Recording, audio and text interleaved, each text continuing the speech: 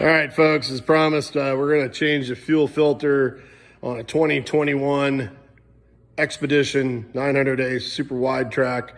We're going to change the sock filter on the fuel pump real quick here. Spin that around, Justin. There's the sock fuel, it goes on the fuel filter, excuse me, fuel, buddy. First thing comes off is windshield. Two little tits in the rear, pull it off. T25, side panels off. I'm gonna do one side while he does that other side. Just easily pick them up. You can go do that. Unlatch them. Lift them straight up. Comes off, piece of cake. I don't have a tripod, so if this is jiggly, it's my fault. So T25, we're gonna need a long one to get to a couple of the bolts. And the first thing you're gonna wanna do after you pull off the clutch cover here is you're gonna wanna get up on in there.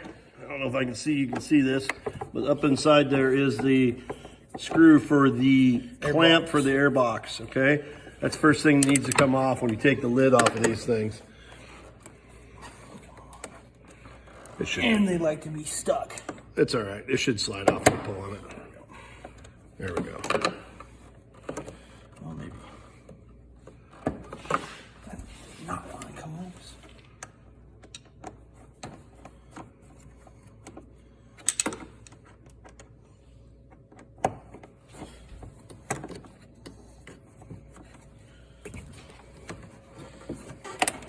We're going to do this all real time today because a bunch of people say this can't be done in under an hour. And I say that they don't try hard enough. Of course, we got an extended glove box in here. So, yeah, well, it's okay. There's a Glock in there, but this is America. Sorry, Canadians, you're not allowed to do this. How do you know? Anyway, that's the extended glove box for my my cell phone. It does slow things down a little bit.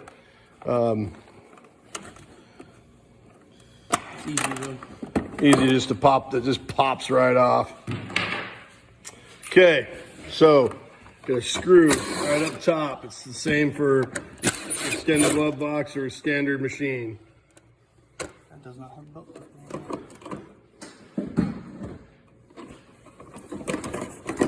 Just basically take that, unplug it, set it aside. Alternative method is you can kind of leave that plugged in and drape it back, but we like to just unplug it. Next thing you're gonna do, you unplug both the headlights down here. Okay. Okay. Wiring harness is now loose. 2 screws, 1, 2. That's a total of 4 screws so far. All right. Next screws are up under this screen, up under there. 1 on each side. You will need a long T25 to get to those. Hang on, 1 on this side as well. Okay.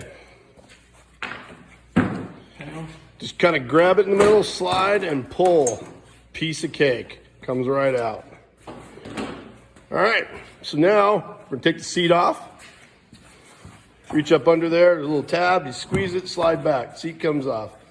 Everything under here is fuel tank. Next thing we're gonna need to do, I don't know if he's gonna go for the, we're gonna go right to the battery box next. This is kind of a pain in the ass on my machine because he's got to unplug a couple wires off my auxiliary stuff. This is the auxiliary wires to my extra battery and stuff in my trapper box. 12 volt for power. And you get that little 12 volt wire too. Okay, so all that in my sled happens to be able to just pop out the bottom. So always take the ground off first. Take the ground off first.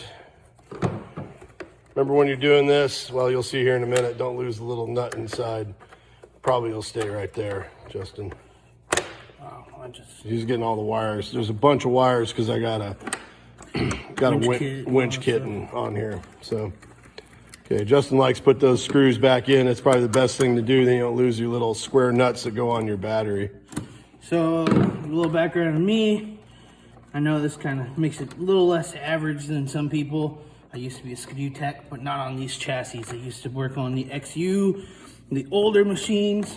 So Scandic, the older Scandics, the older Expeditions. That was what I'm used to working on. So this is only Justin's second time getting in here. We were in here last week. My fuel filter was definitely clogged, but we didn't have a replacement, so we washed it off and reinstalled it, and it got me through last weekend, and now we're gonna fix this right. Okay, there's 2 little screws in this box down in the corners. Right there. And then one on the other side right there, okay? They're kind of dark in there, you miss them sometimes. So if you don't have all this wiring, it's a lot easier. You just lift this box right off the top. Yeah, unsnap these. Yeah, he's got cables there that you probably aren't gonna have. Custom jobby. And he's got another custom wire there. You guys get out of the way. All right, now your battery is exposed. All right, that dude's gonna have to come out of there. This is the perfect time to check your grounds while you're here. Wouldn't hurt to pull them off, clean them up. We've been in here already enough times. We're not too worried about it. Is that T30 or? Yeah, T30. So of course, Skidoo can't make it all the same size. So here's a T30 down there. Get the battery box off. Or the hold down clamp. Or a hold down clamp, whatever you want. Oh, why?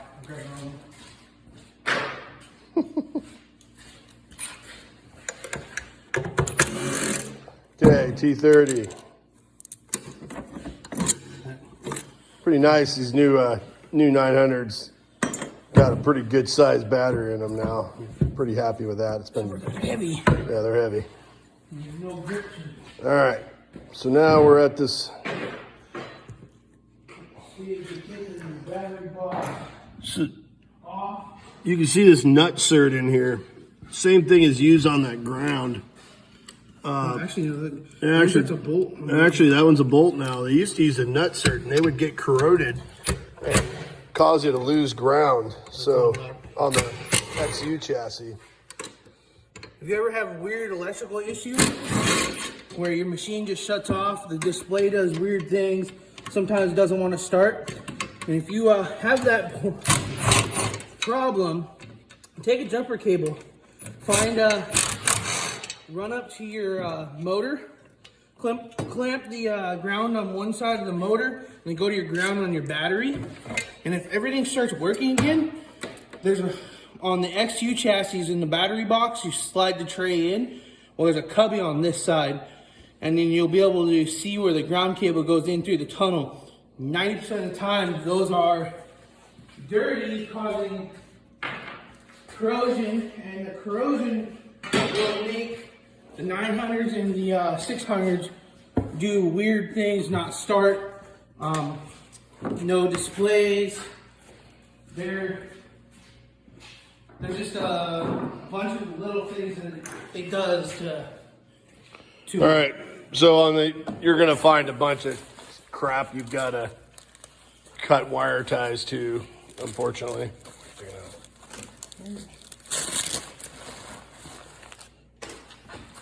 Yeah. Now we're just gonna get the support around the handlebar pulled off. But like we kept his machine instead of Yeah, we didn't clean this machine up before we started. We decided we'd show you it's totally possible to do this in about an hour with all the crap still on it. You just took my gauntlets and my little handlebar bag off. All right, so take the fuel cap off. We got this cool little nut that's been on every freaking Skidoo that I can remember back to 2000. I don't have the cool We don't have the cool tool, but we do have a pair of snap ring pliers that come apart, and he's able to get that sucker spun off of there, okay? You guys can get creative. I used to build tools for that. This works just as fast, all right? I always keep the cap on. And he keeps the cap on for now. We'll take it off later.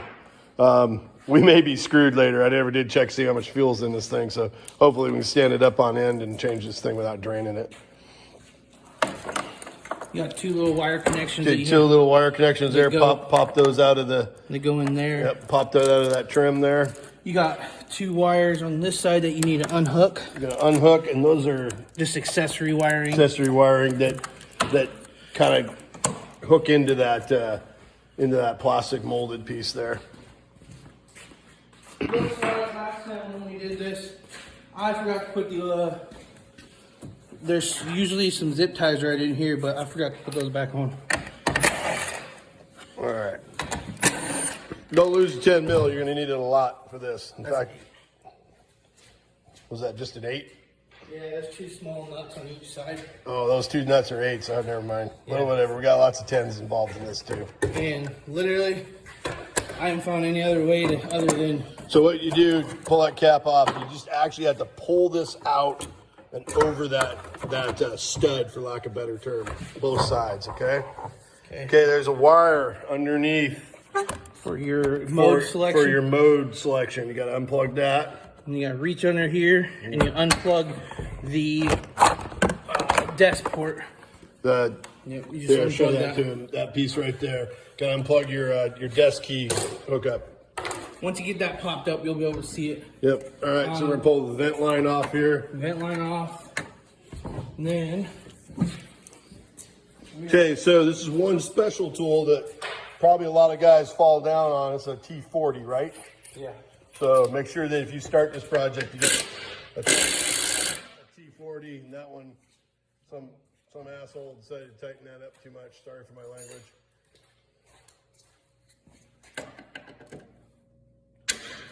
Whew. Loctite set. Yeah, yellow Loctite. Skidoo yellow Loctite. Hang on here. There's some on there's 2 on each side. We'll shoot those off with the impact real quick. Typically, we don't like using impact to reassemble necessarily. You got to use your own experience. You know what? You guys want to correct me on it? Too bad. This is the only way to get these things apart quickly. Gasket. And it's drip. All right, we're 12 minutes into this. We're already seeing the tank. Grab your 10 millimeter. 10 millimeters. So what we're going to do now is we're going to end up taking the front part of the supports off. 10 mil on each side. There's 2 bolts. One there. And luckily, that nut didn't go down into oblivion, which happens sometimes.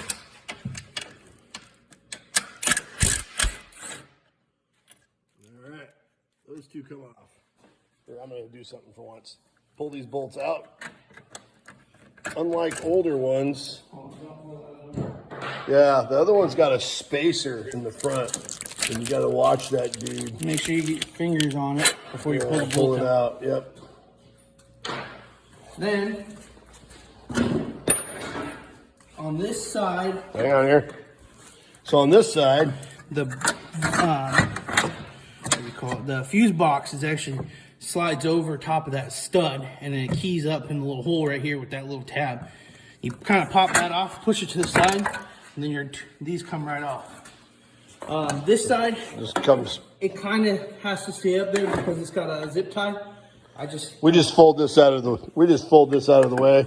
Yep. The tank is nearly out. We'll show you the little fuel line problem we have in a minute here. If we want to take that out, we'd have to drill this rivet and dick around with that, and we're just not going to do that. This will come out without doing that.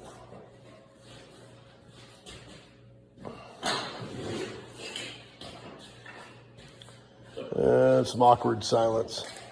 We're running around finding some stuff to do.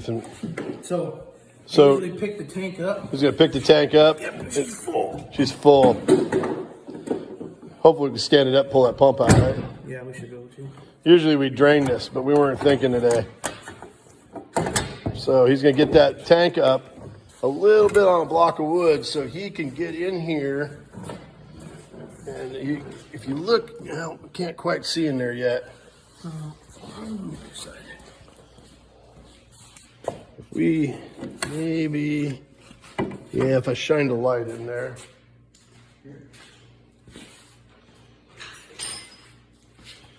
You shine a light and maybe I can film this. Up inside there is Yeah, it's too bright. Up inside there is an electrical connection and an 8mm bolt that holds a, for lack of better terms, it's like a banjo bolt for holding the fuel line on there, okay? So you're just gonna reach up in there. You unsnap that. You unsnap that. Here, show them that again. Unsnap that brake line from there. It gives you some room to move that over. Okay, so he's gonna unplug that electrical line. And then he's gonna take an 8mm. He's gonna take an 8mm in there. He's gonna reach up inside. So for this point, I don't use anything electrical. Right, we kind of, you know, now the fuel's gonna start spilling. We, or might start spilling. We kind of turn off all the electric tools, cordless tools. Usually, once you break it loose, you can usually get it loose. Yeah, you can get it. Well, he's got big meaty hands. He can get it done. But yeah, the tank is just about out. We're 16 minutes in. So this bolt, that bolt is special. Do not freaking lose that thing. it's got a little alignment pin. Alignment pin. So now we can just grab on the fuel line. It pulls straight out. Just like that. Luckily, the tank's not so full that we lose a bunch of fuel. All right, we're almost done here. So what he's got now, he's got a fuel tank full of fuel because I'm an idiot. However, the way we're going into this thing, there's a snap ring around the top of this dude. It's pretty simple. He's going to get a small screwdriver or something, needle nose pliers, and he is just going to work that dude off of the ring. There's no good way to show the details, but you're just going to basically work that ring off of there. So the other day, well, we'll talk about that O-ring here in a minute. maybe we'll put. Well, we're going to do a reassemble and we'll talk about the O-ring. There's an O-ring in here. Don't lose it. That O-ring. And it likes to fall off, so you've got to watch your assembly. This thing is full. Yeah, I got, full of fuel. Hey guys, we were talking about this earlier. Justin's going to take this fuel pump away here in just a second. He's trying to let it drain out. You know, we were talking about weird stuff being in the fuel, black stuff, and I don't know. It's white inside that tank, so we're not sure where all this junk's coming from. But as soon as he gets fuel pumps or something, as soon as he gets this thing apart, hopefully we can show you what that looks like. and the other thing is the older machines, like the Expedition. Yeah, don't panic. The older machines used to have a little weighted filter thing on this tube. The new ones do not, and it is not missing. It's not on the parts list either. So let's get this thing taken apart. Let's not talk too much. So I usually just kind of set that aside. Probably should have set it right there. Let's see if we can handle that. I got a bucket, clean bucket that I always just set things in. And clean, and then basically he is going to do the fun part, and it is not. This is the part where Dad kind of starts getting nervous because we got to pry apart some. And this pump, everybody can look it up. They are not cheap. Well, babe, they're not as expensive as an Arctic Cat pump, so. That's true.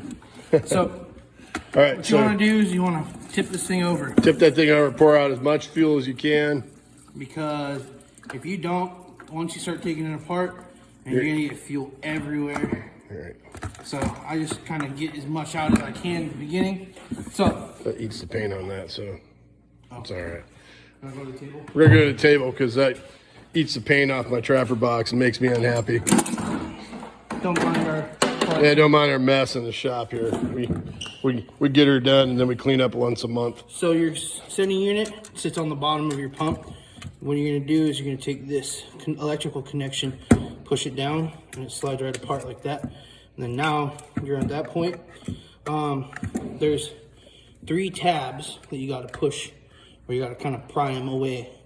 There's 1, 2, and 3. So what you're gonna do is you get this in there, you kind of pry it up, and you push away from you. See, gave it a little bit of just a little room. And he's just gonna start cracking these loose a little bit at a time. See, now that one's loose. That one's loose. Then we'll go through the third one. Which is always the one that has the problem because it's kind of got the most bind to it. You're gonna have to work your little screwdriver in there. Use the smallest screwdriver you can, that way you don't flex the plastic too far. See, now we're all apart, okay? all apart. Now watch this. You kind of have to just kind of grab onto it, pull, which is the sucky part. But you also got to make sure that you remember to pull this wire out of there. Yeah, pull that wire. See that wire? Pull that off. All right, now look at that sock. You know what the amazing thing is on the camera, it doesn't look nearly as dirty, but it is filthy. Yeah, there's a... Well, we got another stock too if we get this one nasty. So but that's the stock. That's the stock one. And we're not sure where all this is coming from. We actually cleaned off a pile of plastic pebbles that were on our old sock. We're not sure if it comes from Skidoo's manufacturing process or where it's coming from, but if you have a stalling problem and then you shut the machine off and it comes back to life and you go, a mile and then it does it again, if you have that problem, you probably have a filthy sock. There's a lot of dealers currently just putting new fuel pumps on because the whole assembly, all of this comes together and you just plug it in and rock and roll. Obviously, they're either getting warrantied on it or whatever, but in reality, we don't think it's the pump. Well, the other thing is my experience with when I was doing services on machines that were dying and stuff like that, I was actually losing fuel pressure, and the fuel pump was actually getting hot.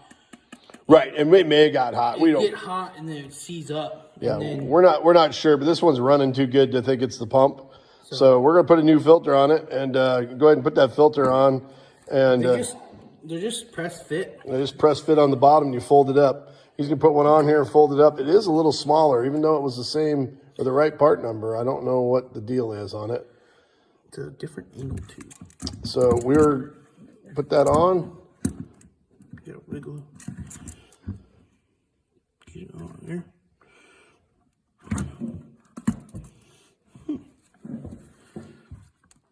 Sorry. Anyway, there, just show them how that goes, and we're gonna cut out here because we're gonna end up with a 40-minute video otherwise. Yeah, it just snap pushes There's on. a little tit there that goes in there, and it just pushes on. You fold the sock over, and you reassemble. All right, so we're gonna make part 2 of this video of putting it all back together again here in just a moment. So for all the naysayers that say you can't do this in an hour, we were 22 minutes into this, 23 minutes into this. And explaining what we're doing. And we're explaining what we're doing. So it's not the end of the world. And I'll make one little comment. The reason even though this machine's under warranty, I got to drive 60 miles to drop it off. I'm not sure that they'll get to it this week.